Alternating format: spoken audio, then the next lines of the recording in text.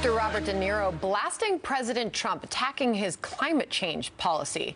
De Niro, a frequent critic of the president, saying the U.S. will eventually cure itself of its, quote, temporary insanity by voting our, quote, dangerous leader out of office. Chris Bedford is editor-in-chief at the Daily Caller News Foundation. Michael Starr Hopkins is a Democratic strategist, a contributor to The Hill and the Huffington Post, and a candidate in New Jersey for the U.S. Senate. Chris, I'll start with you. What do you make of this from a Hollywood actor? It's kind of quaint. It brings me back to the old days. And, you know, right now in this hyper-partisan age, it's always been pretty partisan. You've got news stations fawning over North Korean dictators, family members. You've got Antifa riding the streets. And I go back to the old days of wealthy Hollywood celebrities taking their private jets around the world to complain about people. It's almost like the Bush years again.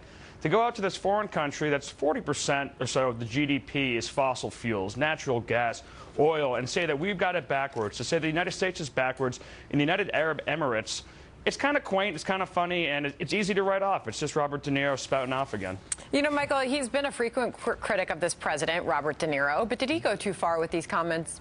No, I mean, I think Donald Trump is a dangerous leader. I think the juxtaposition of Barack Obama today unveiling his portrait while Donald Trump's in office, I think it kind of says it all.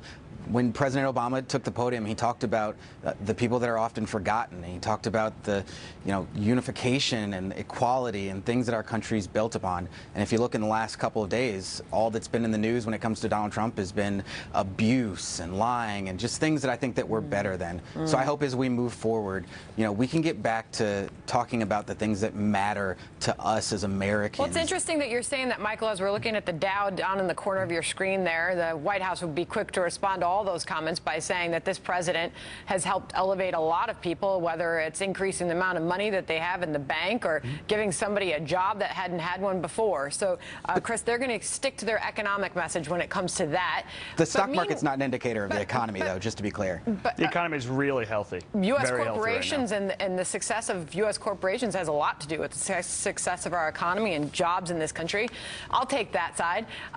Chris, but when you hear a Hollywood actor step in and offer his expertise on something he is not an expert, I guess it's not unfamiliar to us.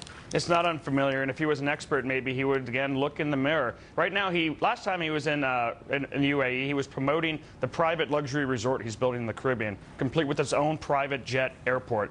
That's why he was around there last time, or at least 2 years ago, right before the election. And right then, he was kind of in the news for calling the president a dog, and saying, the now president, and saying he wanted to punch him in the face.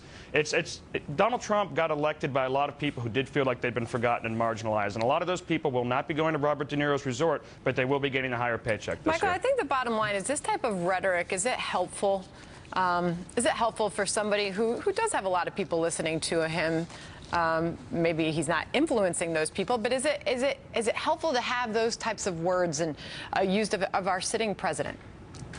Do you mean Donald Trump's words or De Niro's? Robert De Niro. Okay, because I think Robert De Niro used language that I wouldn't have used, but I think he was speaking his truth. And I just want to add that when you talk about TV stars, celebrities, Donald Trump's the epitome of the celebrity entertainment industry. I mean, he's a failed reality TV reject. So, okay. We're going to leave it there, guys. Michael and Chris, we're up against a hard break here. Thanks for joining us. Thanks so much. So positive.